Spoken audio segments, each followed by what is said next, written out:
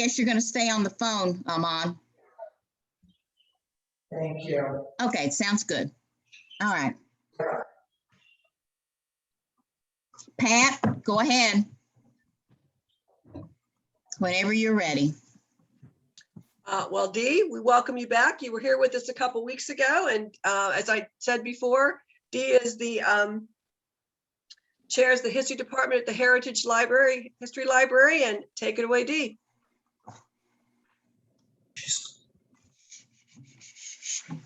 I'm calling up. That's Debbie, good. come on. Come on. Come on out. Well, that was the doctor? Yeah. Okay.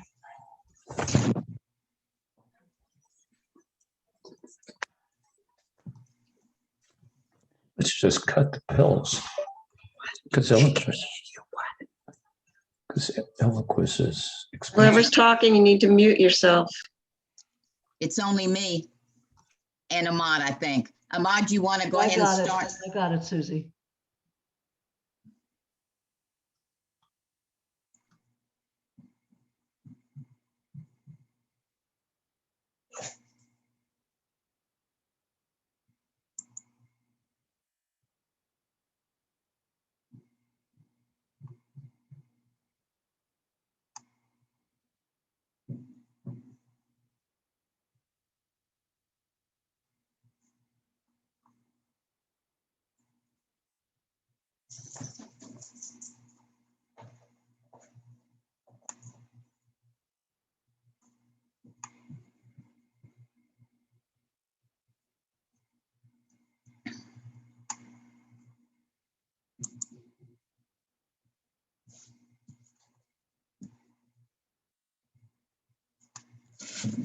Okay, I hope everyone can hear me. And if not, would someone start waving your hands rapidly so I can see? And then I will know. This is the Mitchellville site that you would see today if you were going down Beach City Road. And what I wanted to say quickly is that when we look at yesterday, today, and tomorrow, I'm going to take you back to when Mitchellville began. So next slide.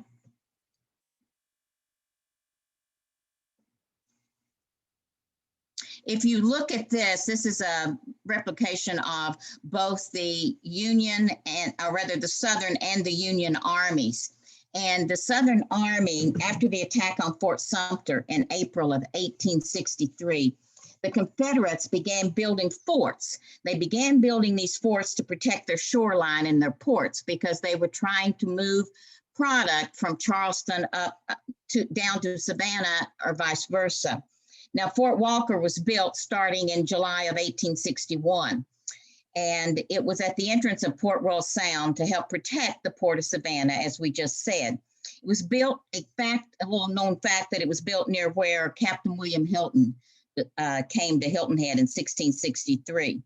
There was another fort just across by the name of Fort Beauregard, and it was also built on the Sound, and this was to stop anything going through that sound. Well, the Union Army also had its own idea. Next slide. President Lincoln wanted to have a federal blockade. If he could block major southern ports and keep the sale of things going in and out, stop movement, then he would stop the movement of cotton to Europe. He would stop supplies and weapons coming from Europe to the South. Remember that the South only had limited manufacturing capabilities. And if you can see there, you'll see that coastline of where boats would have come up through Nassau and places like that. Continue, next slide. Now, the Battle of Port Royal took place in 1861, and the picture there of the battlefield is an artist's depiction of the battle. There were about 12,000 troops that left in Virginia and came toward 76 ships. We lost one on the way due to a storm, and all 12,000 plus troops. There's been different figures, anywhere from 12,500 to 250. And they were under the command of Brigadier General Thomas W. Sherman. Now, he's no relationship to William Tecumseh Sherman, but this constituted the largest amphibious assault by American forces until D-Day. And you can see the newspaper at the top that shows Commandant DuPont, who's in the upper right-hand corner. He was in charge of all of these ships. And down below is a picture of General Thomas Sherman. Now, Fort Walker at this time was the headquarters of everything we're starting to, plans were to be for the Union Army. So if they could take this, this would put them into a great location. Next slide. So on November the 7th, 1861, the Union forces, again, as we said, about 75 ships, but only about 20 of those are going to take place in this ring of fire. You can see that line of attack. On the one side, on the left-hand side, you'll see Fort Walker, which was under Confederate rule at the time. Over on the right, Fort Beauregard, straight across. And what happened is there was these gunboats and the line, the Wabash is the one leading. And as they came in, they did about 3 ellipticals. And on each time, firing on Fort Walker, firing on Fort Beauregard as they came around. So it was a constant fire. They did this for several hours, but then when there was no fire coming from either of the other forts, they stopped. And Sherman is going to take his men onto Fort Walker. Now there's about less than 2,000 troops, remember that, between these two forts. And I just told you there's 12,500 that Sherman is bringing. So the Confederates were a little outnumbered. Next slide. Also, this was a signal. It was called the big gun shoot. And this was a signal by all of those who were slaves at the time to seek refuge because Lincoln's army was here and that would be a safe haven. So these freedmen, which they're about to become, all of those who've been enslaved, come to this island as quickly as possible. Now, there were already slaves on the island. There were slaves here all the way back into before the Revolutionary War, but it becomes quite a large number. In fact, we're going to reach about 40,000 plus people during the Civil War time. And if you think of that today, we're about 51,000 on our island. So the slaves come seeking refuge. At one point, Sherman estimated there were 8,000 former slaves on the island by the spring of 1862. Also on the island at this time is going to be civilian storekeepers, missionaries, hospital workers, prisoners of war, carpetbaggers, etc. Slide 7. Next slide. And you can see that once they arrive, Sherman is going to start building other forts. And I'm not sure you knew that there was this many forts on this island. You can see out in down below where you would have Fort Walker, which would be called Fort Wells at that time. It's going to switch to Fort Walker, then it's going to go back and forth for a little bit there. They also built the next fort, which was Fort Sherman. And this would be where Port Royal is today. And then you're going to see Fort Mitchell that will be built in the upper part of that shoe. Fort Mitchell, or rather Fort Sherman, was kind of a practice before they built Fort Mitchell. You have Fort Howe, and then of course over in Fort Holbrook, that's going to be out toward Spanish Wells. Next slide. And what happens is we're going to have about 3 different generals that's going to come. You're going to have Sherman. I showed you all the forts that he was building. Well, back in the North, they didn't like this, and they called him a pick and shoveling general because all he was doing was building forts, and they thought he should be out fighting. So then you're going to have another general come. He's going to decide that he can start doing what the Emancipation Proclamation says to do. That's David Hunter, and he's heard Lincoln talk about it. So he's going to start forming Black troops. And of course, Lincoln didn't like this because he hadn't exactly declared the Emancipation Proclamation. So he's sent off to Georgia, and then we get General Ormsby McKnight Mitchell. Now, General Mitchell comes, and the first thing he sees is all of these those who have been enslaved, and they're all living in quarters. You can see in the upper left-hand corner, but they're living in quarters that are designed for about 300 to 400 people. They're crammed in. There is no privacy, no family time, etc. And Mitchell says this just is not going to work. So what he does is, as you can see on the account down below, and this is taken from the Army account, it says in September 17, 1862, not the least of which is the removal of the Negro quarters beyond the stockade, where they can at once have more comfort and freedom for improvement. He's found a spot on Drayton Plantation, and he's going to divide the land into quarter lots to where they can build their own housing. Next slide. Now, this is a signed copy of a lumber order for Mitchellville, because General Mitchell said that you could have as much lumber as you wanted to build your home on that quarter acre. And this, of course, is, says Oscar Blood. He was the sawmill operator at the time on Hilton Head Island and Folly Island. And it says the inscription, Mr. Blood, please deliver 20 load slabs for Negro Village. And that was John Lindsay, who was the superintendent at that time in '63. Next slide. These are scenes from Mitchellville. And this is what Mitchellville Village would have looked like. It was nothing but a cotton field on Drayton Plantation. And if you look at the buildings on this, they run in different times. The one down at the bottom right-hand corner is 1865. The others are leading up in different times before that, from 63, 4, and 5. Now, these buildings, you can look, what I find amazing about these two is that there was actually a contest that was held, and that contest was to see who could have the best plan to build something when this first started. And it ended up, even an engineer put in, an Army officer, other people designed things, and the one that was selected was one that was done by a freedman. And you can see the different chimneys, the different addition of windows as you go along in the time. Next slide. And this would be Mitchellville.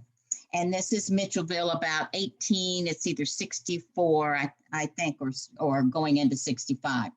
Was Mitchellville, when they formed Mitchellville, they elected their own officials. And Mitchellville passed their own laws. They established the first compulsory law in the state for education. It's built along what is Beach City Road today. And by the end of the Civil War, Mitchellville is going to be home to about 1,500 former slaves. Now remember that the Sea Island slaves, those that run the coast, were the first to be freed in the South. Next slide.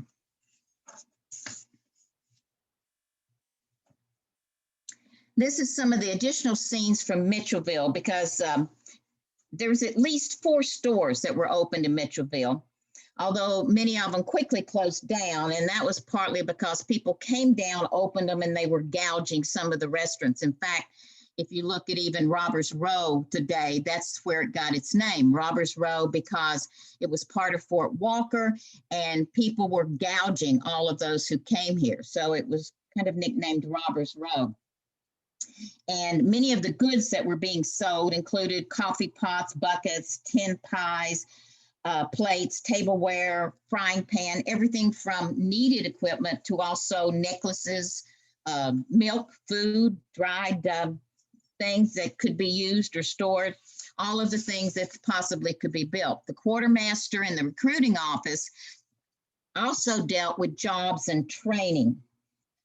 So those were kind of interesting things. Now, the first mayor of Mitchellville was Reverend Andrew Murchison, and he was also the first pastor of the First African Baptist Church that was founded in 1862 and was built in Mitchellville.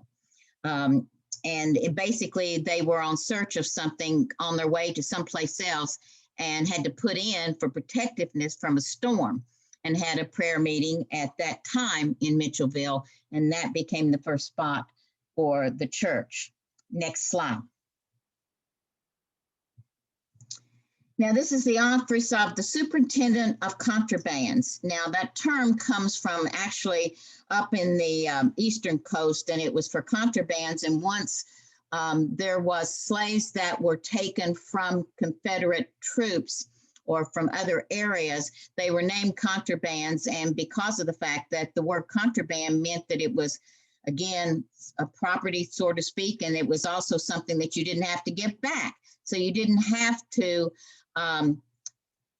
take that, and if so the Southern troops wanted these slaves back, you did not have to do it. So the office of the superintendent of the contraband also worked at helping for training. They were in a military encampment, so therefore you're going to learn different jobs for the women: laundress, cooks, men, blacksmiths, stable hands, laborers.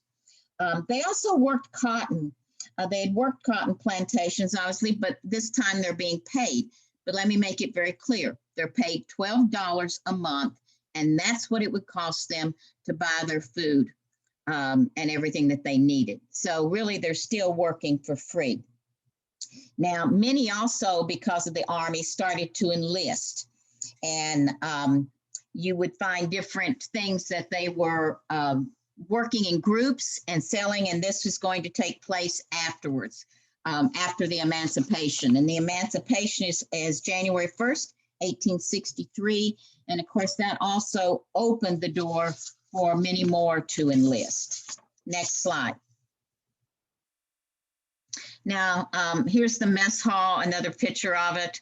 The reason that I pulled this up is because many people worked in the mess hall. And again, about the amount of $12, but some Blacks earned only $4, $5. So it just depended. Next slide. Now, also, we talk about the influence of the Union troops. Also, there's the influence of education. Mitchellville was the site of where many teachers came. The AMA, the American Missionaries Association, brought a lot of teachers here.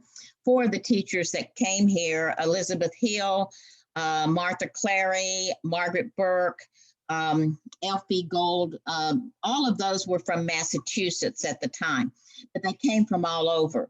I'm sure some of you've read Dear Sister, and that was Eliza and Julie's part that they came. They were down near Lawton Stables, but they did travel back and forth over to Mitchellville for certain occasions. It's a great book. If you haven't read it, I have to throw that in. One of the things that you see in the upper left-hand corner is the Darrell Hall, and this is part of Penn Center. And Penn Center, again, many of the teachers who were there, Laura Town, Ellen Murray, Charlotte Fortin, came, and many of them, like Laura Town and Ellen Murray, stayed. And Penn Center was part of the Port Royal experiment, which was teachers needed to find out if freedmen could read, or if freedmen were capable of also work. Were they capable? Could they indeed learn? And the answer that came from that is yes. Now, in 1866, Hilton had divided into 5 school districts: Mitchellville, Marshland, Seabrook, Stony, and Lawton. And this is the area in which the American Missionary Association supplied most of their teachers. They offered primary, intermediate, high school classes at most of the churches, the various churches. There were as many as 236 students being taught in any one district at a time, and classes met for about 5 hours per day. Part of their travel time came from jobs to school. Most teachers were white Northerners, but in 1869, our records show at least one Black assistant teacher, and Sunday school lessons were taught by Black teachers up in, around 1870. Descendants of the former slave town in Mitchellville, just for one of your facts, are the ones who built the Cherry Hill School that was built in 1937 at the end of Beach City Road. Next slide. I just wanted to show you what the layout of Penn Center was, because it was a valuable place for people for trades, carpentry, sales, everything. And it was many students who traveled from this island over there. Next slide. This is what Mitchellville looked like in 1864. And if you can see that fort that's right in the middle, that would be Fort Howe. Now, Fort Howe was built to protect Mitchellville because there was still concern, especially with the Union Army probably leaving, that there would be people coming in to take over or to hurt the residents. Now, behind that, just to the left of that, would be what would be called Camp Baird. It's not on the map, but Camp Baird is where the colored troops camped and built Fort Howe. And if any of you play Palmetto Hall golf course, that's the 13th hole. Next slide. This is Mitchellville, and this is where it becomes more of a community. About 1,500 former slaves, as I said, and the residents supported themselves, working with the military, but also working for themselves and raising their own food, very substantial. Next slide. Now, when alone, they sustained their families, home, and their life better than anyone had predicted at the beginning of this. They made baskets for fish and food. They fished. They made nets for shrimping. They shared stories, religious celebrations, techniques, things like this. Remember that once the Union Army leaves and once there is no one here, they're free to practice their also many of their own customs, many of their language, which is keeping their culture alive. If you look down at the bottom right, you can see some of the things that was brought over. That is a rice stomper type and blend, and also the fan baskets, the baskets up above, and then the fan one that's built for taking some of the coarseness out of things. The boats were being built. And over in the bottom left-hand side is really the way to put a barn together when you don't have lumber at that time. So it's quite interesting. Everything from their own herbs to medicine, etc., but we don't have time to go into all of that. Next slide. The third influence that was on Mitchellville came from the churches. Remember that the churches were here, and the mayor was also the Reverend Murchison, but also remember that this is who is going to control not only the culture, but also control, and I don't mean to use the word control, but they really were. If something happened, you would go to the minister or you would go to one of the church elders and you would find out what you had to do if you had done something incorrectly. Many of these churches, that's the Queen's Anne Chapel AME Church. The First Baptist Church was founded in 1862, had about 120 members. That was the one Abraham Murchison was the first minister. By 1866, there were 3 churches in Mitchellville: the First Baptist Church, a Free Will Baptist Church, and a Methodist Church. Several missionary groups were active on Hilton Head, but by 1866, all of the AMA, the American Missionary Association members, had left the island. It was largely funded by the Methodists, the First Presbyterians, and the Free Will Baptists during the war years. They relied on mostly funds from state tax commissions. So if you will go to the next slide. Now, this is a picture of the Drayton Plantation when it was first used as a place where some of the soldiers were at the time. But what I wanted to read to you on these last 2 slides, and I put up plainly, is that Congress passed laws to restoring lands that were confiscated by the U.S. government to the Southern landowners who had owned the land prior to the Civil War. Now, in April 1875, the Drayton Plantation lands where Mitchellville were built were returned to the Drayton family. Unfortunately, the U.S. government failed to plan for the protection and preservation of Mitchellville, and its future looked bleak. However, the Drayton family was no longer interested in farming the property and sold the land to anyone who was interested and had money, including many of the freedmen. Next slide. The town or village continued relatively intact then into the early 1870s, and many of the freedmen did buy land. Sometime in the early 1880s, Mitchellville ceased being a true town. It's going to become something like a small kinship-based community that's going to survive into the 1920s. And evidence in a topographical map of Hilton Head on 1920 will show you a cluster of buildings in the center. Well, they're kind of centered around a church.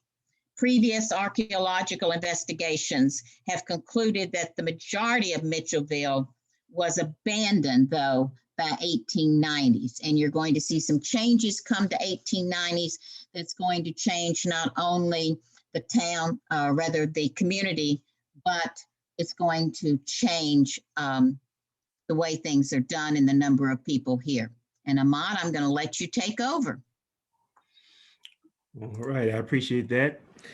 Thank you for setting up. I'm going to take over here from the 20th century going on and talk a little bit about where Dee left off. Mitchell will maintain a level of community for a while as a kinship situation, and people would work in a subsistence form of government at this point, just doing things to help each other. It would reduce for a number of reasons, as Dee laid out some of these already, but people moved to get closer to the mainland, or they left to maintain relationships or find people who they had been separated from during enslavement. And so it was an opportunity for them to move forward. And of course, also because of the location of Mitchellville, it's right there near the water, and they wanted to avoid storms. And of course, a major storm would be the reason why you don't have structures that are up in Mitchellville right now. Great Sea Islands hurricane of 1893 came in and put half of the island underwater and decimated everything that was left of Mitchellville. Because the majority of the buildings were up on piers, it just became fodder for the storm that came through. And so depending on the scholarship that you listen to, I've heard as many as 2,500 or 3,500 people lost their lives in the Sea Islands during the Great Sea Islands Hurricane 1893. This was like the major, this was like Katrina for the 19th century. So it was one of the largest natural disasters until we got to the last 20 years or so. Knowing this and having the state and the federal government just kind of really not care about what happened to the people in the Sea Islands, Clara Barton, founder of the American Red Cross, came in to take over. Congress had specifically denied a request of the Red Cross for help, but Miss Barton had already been familiar with this with the island because of her time during the Civil War, and so she comes back almost some 30 years later to kind of lead the charge, because she knew people, she knew how the land was, and she appealed Northern donors for cash and food and clothing and other supplies to the newspapers. So when things would come into Beaufort, she actually used anything possible, wagons, mules, whatever you could think of, to get items to the other Sea Islands. But unfortunately, as far as rebuilding the island, the hurricane victims really had to do that for themselves. So even though that community disappeared after the hurricane, this remaining area would still be considered Mitchellville deep into the 20th century. So the folks that I've talked to in my time that I've been here always refer to it as Mitchellville, even going into the days where the land had been being bought up by Loomis and Thorne and other folks who had turned this into a fishing and hunting refuge in the 30s. Dee mentioned that there were several people who were able to, who were free people who were able to buy property. One of those is March Gardner, which Gardner Drive is named after. March was an illiterate, but a very savvy businessman. And he owned a cotton gin, a cotton house, a grist mill, and a store. And so he had purchased a couple hundred acres property from the Draytons. His only mistake was bailing his son Gabriel out of jail in Charleston and then putting him along with him to work the properties, because without March's knowledge, Gabriel changed the deeds, got a new deed, put him and his wife's name on it. So March passes, and then Gabriel dies about 13 years afterwards. But March never knew that Gabriel had done this. And so when both of them are gone, Gabriel's wife and daughter claim that property, and they've been doing rents for people. So they were managing rent for folks on the property, doing well. And so the sisters of Gabriel and his family went to court. So this is some drama for the island during the turn of the century. But the sisters would actually win because they found that March's agreement was the binding agreement with the Drayton family. Unfortunately, to settle a $15 tax debt, Clara, who was the oldest daughter, sold some property to, I believe, Loomis and Thorne for about $15. But that started the whole swath of purchasing property on the island. And so late 19th century, early 1900, you got about close to 3,000 people on the island. They look like me. Okay. By the 1930, that number is down to about 300 people because of this loss of property. So Mitchellville, again, will remain a thing for a while, but people really didn't know a lot of history after you got past the turn of the century and Fraser comes in. Michael Trinkley comes in the early to mid 80s and does a lot of archaeological research on the site. And that's really how we get more of our more recent scholarship before the last few years on Mitchellville. And it was placed on the National Register of Historic Sites, historic places in 1988 as the Fish Hall Archaeological Site. So, the thing that I, as a person who's helping to run this organization, have a complaint about, I don't pick on the town that much here, but, why didn't you just call it Mitchellville Park when you made it a park in 2000, right? But it went back to the old plantation, Fish Hall. But it was important that happened because of all these hundreds of acres that Mitchellville had taken up over that time. Now there is only 33 that's left. And that's what we have to build and to grow on. And only 10 of that is beachfront. So really, it's more like 23 acres that we can use to interpret the community. And so in 1995, the town of Hilton Head recognized this historic value, and of course, Beaufort County State. And it had this historical landmark on the corner of Beach City Road and Fish Hall Road, right? So that sign there in the foreground used to be across the street from St. James. So one of my first victories coming in here as the ED in 2017 was getting that marker moved. So now it's right on our site. But of course, in the same year, 1995, the Chikora Foundation completed all this work and uncovered 25,000 objects. And they call this the richest African-American archaeological site in the Southeast. And our current archaeologist, Catherine Sieber, who you'll see a little later on in this presentation, believes the same thing. Well, there really could be another 10 years of archaeology that could happen on our site. So how do we get to this point where we are now? You have an ED for this organization. Well, even starting before 2005, there were some people who lived on the island. Of course, the Heritage Libraries had these records for a while, but there were some individuals who wanted to make sure that we didn't lose the heart of Mitchellville. And so they wanted to preserve and promote the heritage of Mitchellville and kept that site on the community's agenda. In 2009, they reached out to Thomas Barnwell in that far right corner here to ask that he become the chairperson of this organization to really push it. And so people like Johnny Mitchell and Dot Law and others really got with Thomas Barnwell to make this become a thing. And so Barnwell helped to establish the 501c3 for the organization. They had bylaws and worked on an early master plan style for what could happen in the park to really interpret its heritage and do it the right way. Had a couple of starts and stops along the way, and some people fell off because things happen, and so there was a period where there was some doubt about whether or not Mitchellville could really get where it needs to go.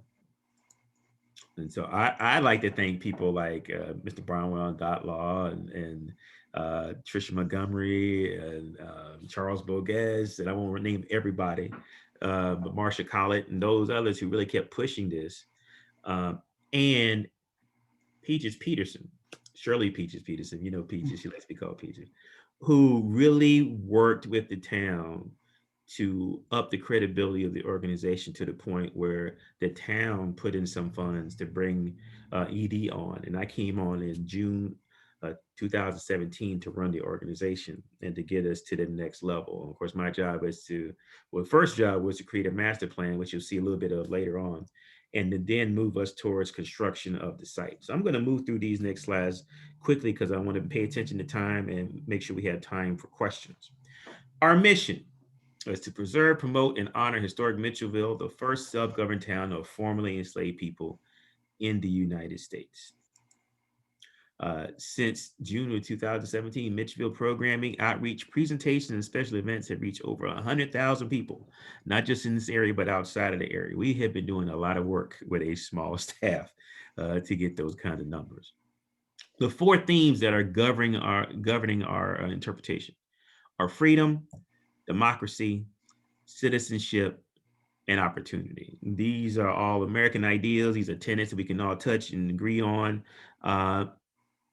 And they don't waver. They don't get old. We can all connect with these no matter what background we come from, especially those things about opportunity. And when these people had an opportunity to govern themselves and to take care of themselves, they did it in a tremendous way. And so those themes will be big for us as we move forward. If you haven't seen this, this is our official Mitchellville Freedom Park site plan. So I won't go through all of this, but I wanted to show you a couple things. I know people see this plan and like, oh my, what is up with this big area right here? There's nothing where there's no buildings. Well, we don't own that. That is jointly owned town and county property. Hopefully sometime in the near future, we can pull that into our lease area and do some more interpretation on that site.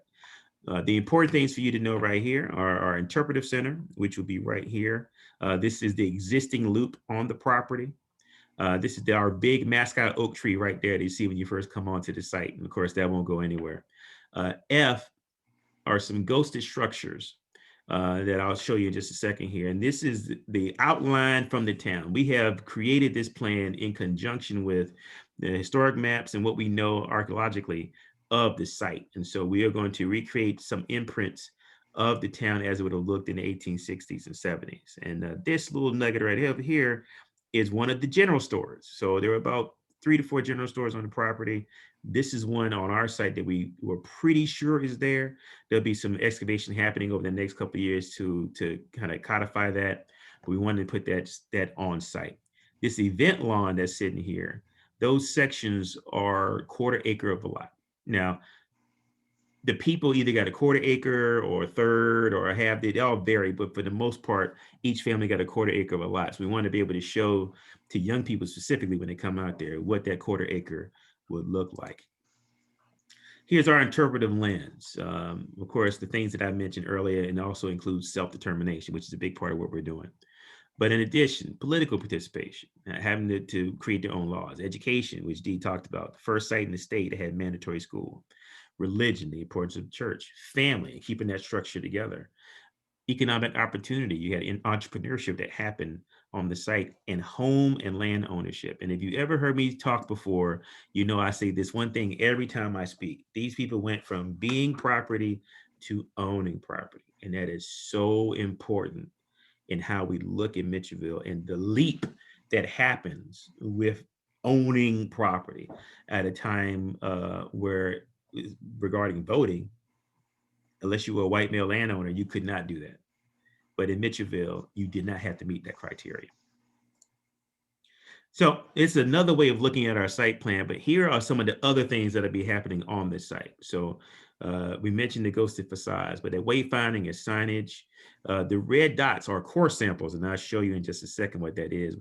We'll be constructing 7-foot core samples coming out of the ground to show you the depth of where things are being found on the site. 3 feet down puts you in the 1860s. And you go further down 6 feet or so, or beyond, you're in this archaic period where we see a 4,000-year-old Native American imprint in our area. And we'll have to interpret that as well. So here's one of the core samples. You can see what it looks like with somebody standing next to it. And right here would be Mitchellville era situation. So we do have objects, and we'll be able, you won't be able to touch objects, but you will be able to see where objects would have landed or would have been found. These are bateau panels. And so this is one thing that I'm actually trying to get constructed in the park as early as this year. It's one of our projects to get some things in the park. They're shaped like a bateau. This is a flat bottom boat that is a traditional gullah vessel. And each one of these bateau panels will have some material about gullah culture and the relationship to Mitchellville. If you've ever been to our park, there's a Praise House replica there. That replica was put in a clearing for the first Juneteenth festival that happened in 2014. Not knowing that these people who installed this put it right on top of a church. So we are 85% sure, based on 2 years of archaeology, that that's where one of the churches, we don't know which one, but that's where one of the churches was on the property. So of course, I'm thinking, put a big church building there, that'll be our education facility, makes sense. Until we found out that right behind it, right here, is a 4,000-year-old Native American imprint. So we had to go back to the drawing board, but it gives us an opportunity to talk about this important relationship with Africans in America and indigenous people who were born there. So that's a long-standing relationship in the Southeast that goes on for years and years and years. We believe that these are either the Catawba, the Wassamasaw, or the Edisto Natchez Coosa. We're trying to figure out who actually was there. Those are the First Nations that we believe were in that area. And so this will give us an opportunity to talk about both of those cultures and relate them. Here is an abstract of what the interior of the Interpretive Center will look like. And let's check my time. Okay, we'll make this quick. The first thing you'll see is, and this won't be the shape. This is just an abstract design. Okay, so don't say, hey, I saw how the Interpretive Center is going to look. This is not really it. You'll start at the Battle of Port Royal. There'll be a theater, a film talking about the impact of the Battle of Port Royal. You go into the maze of questions that leads to celebration and uncertainty. These questions are, okay, I'm free. What do I do now? How do I take care of my family? Do I need to leave the area? So you have this celebration. Oh my gosh, we're free, but there's no template for what you're doing as a person who's free now. Like, what do you do as a free person? Nobody's given instruction on that. And so you have to navigate your way into this section of celebration and uncertainty, because the uncertainty is, what's the next step? What do we do? Through the center of that is Gullah culture. So that will govern itself in many different ways across the entire site. Mitchellville timeline, the relevance of Mitchellville, and then what does it mean to be a citizen? Citizenship is important to our interpretation. And we're looking at not only being a local citizen, not just a national citizen, but globally. What are our responsibilities for citizenship? What are our roles and responsibilities as someone who is sharing space with other people in the world? We were very fortunate last year, even during COVID, to receive $50,000 from the African American Cultural Heritage Action Fund for the National Trust for Historic Preservation. There were 531 organizations that went after this money. They picked 27 sites, and we were one of them. We were the only site in South Carolina and the only archaeological site that got selected. And that funding, it was really a $100,000 project because we had to match that 50. That funding allowed Catherine Sieper, who's right here digging, and her team to come and map out our area doing sonar and magnetometry, so you can see an outline of what the plan looks like. So each one of these squares are where they ran equipment. And this is to ensure that when we get here to start building, that we're not going over anything that's important, that we won't be building over some archaeological deposits that we haven't thought about excavating first, and to make sure we can follow the plan that we have set forth. With that, I'm going to end my little presentation here and open the door for questions. Here's how you can reach us in many different ways. But before we get to the questions, I just want to say that our little project has national appeal. And even though when I tell people what we're trying to raise, their eyes get big just a little bit, because to do everything we want to do, we're talking about $22.8 million. But we have a national strategy, and we have some national targets. So we are in the middle of a feasibility study with campaign management right now. We'll be doing interviews until the summer. And we think we have a route to get to all of that money, pulling in foundations, individuals, and others from across the country who can identify with this important story. As I stop my share, I will tell you that there's so many, we have so many veins to tap here, but just in terms of cultural heritage, real quickly, in 2018, because that's the last figures we have, America spent $192 billion on cultural heritage tourism. It's a lot of money, right? African-American cultural heritage tourists spent 63 billion of that. Currently, South Carolina is getting 2.4 of that. I think there's room for growth, don't you? There's a lot we can do to attract people here, and specifically, not just for African Americans here, and for your Civil War enthusiasts, for your people who just love this area, for folks who are eager to see where freedom really begins for folks. And our tagline is where freedom began.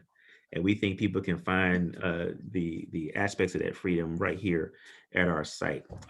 According to any scholar you listen to, approximately 25 to 40% of all African Americans can trace their lineage back to South Carolina. And so we have a lot to offer. And our unwritten goals are to link all the sites in the Gullah Geechee corridor from Wilmington, North Carolina to Jacksonville, Florida, but also all the sites between Charleston and Savannah, where there is a current thoroughfare of people who are going back and forth between these two cities all the time. And there's 500 years of history right in the middle. So with that, thank you for your time. We are here to answer any questions you may have, and we appreciate the opportunity to speak with your group today. Thank you so much. Thank you, Ahmad and Dee. Does anyone have, let me see if anybody's put any questions in here. Yeah, Constance Simons had a question earlier. I'm sorry, Kathleen Bart, wondering if any of those wonderful photos that we've seen were available for purchase, and wouldn't that be a fun way to earn some money for this project? Some of the pictures that we showed you, many of them are in books, many of them are at the in Washington, but they're in an unforgotten history of Hilton Head Island is one of the most important ones. We have maps, and I'm sure Mom probably will have down the road, maps of Mitchellville, maps of Hilton Head Island in certain times, like the 1865 map, the one that goes back even to 1862, the one that shows back even during the Revolutionary War, all of the different plantations that were on the island that are divided up, and the Drayton plantation that's there. Those are at Heritage Library, and yes, you can purchase those. They're just like on a parchment, but I have one that I've taken and put together too, but I'm sure Mitchellville will have those. Photos are a little harder to purchase, yes, because they belong to the National Archive, right. You know, the Library of Congress. So that's their property. And that forgotten history, I always want to say forgotten history of Hilton Head Island is, I don't think I've ever seen a book. I've got one I'm going to, a digital that I'm going to give Amon, so he has it, but that's the, I know, that's the only way I got it, and I had to pay for it. I saw a question in the chat about Henry Louis Gates. So I'll just jump on that in the interest of time. We have spoken to Mr. Gates about this. He's a very busy individual. So when he was in Beaufort for the conversation about, you know, they had a PBS special that came out about Reconstruction in this area before everything shut down. I actually had a chance, and my coworker Joyce Wright had a chance to speak to him about possibly trying to do something. We didn't get a full committal on that because his next thing was The Black Church, which just came out. If you hadn't seen that, that's a really great documentary.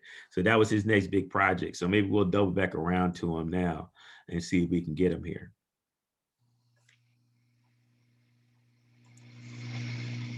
And I know I'm jumping you. I know there's people doing this, but I'm looking at the chat too. There's a question. Go right ahead.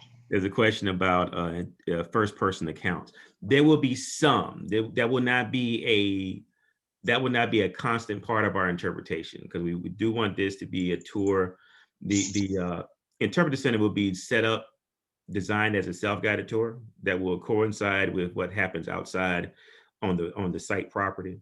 There will be opportunities for first-person accounts. As some of you may have known, we have our resident Harriet Tubman reenactor. Cora Miller just did a program for me on Saturday with Women Philanthropy Group. And so we'll have those things that will happen for specific occasions, but we're not recreating Williamsburg, just so you're assured of that.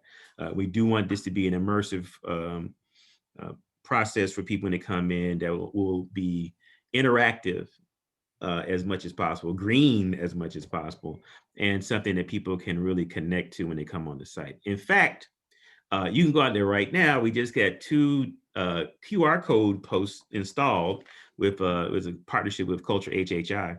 And so you can go hear some bald guy talk about Mitchellville. I don't know who he is.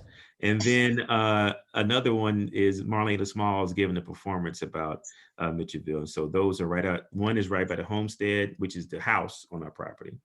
And one is by the Toni Morrison bench. So, and Armand, if I could just add, somebody mentioned in the chat too about the Dear Sister book, and someone said around 1867. Your timing's pretty good through there. It was letters, and it was the letters that Eliza would write home telling what her day was and what she was doing. But when I say it's a fast read, it really is, because, for example, at night they came in, and the place that they were staying down at Lawton Stables, they had the bunk bed type, and they'd all climb up on the top and take their shoes and everything with them to throw down at the rats, to keep them from coming in and in the middle of the night, because you're talking about an open for ventilation during that time. There's some wonderful stories in there about the relationships that they formed while they were on the island too. So it really is a good read. When Amon was talking about the Gullah Geechee corridor, there's 1,000 sites between Jacksonville, Florida, and up to Wilmington, North Carolina, 1,000 sites where Gullah came in. We know the term Gullah in South Carolina, but if you're in Georgia, you'll hear the term Geechee. So that's where the Gullah Geechee corridor comes from. And I'm sure he and I both could go on and on about this, because I love the history. Ahmad, did you see the question about completion dates, the goal for the completion dates? Oh, no, I missed that one. I'm sorry. So it's really going to depend on fundraising. We are looking, what I'm telling people right now is we're looking 3 to 5 to have some elements that you can actually visit. Like, if things go well for us, that timeline moves up, right? When we start going out here and being loud with our campaign, because first you get into a silent phase, right? So 3 to 5 years is probably a good basis. We also know that, I've been in nonprofit sector for 21 years. You automatically think about phases and worst case scenarios. And so we are already looking at this happening in phases.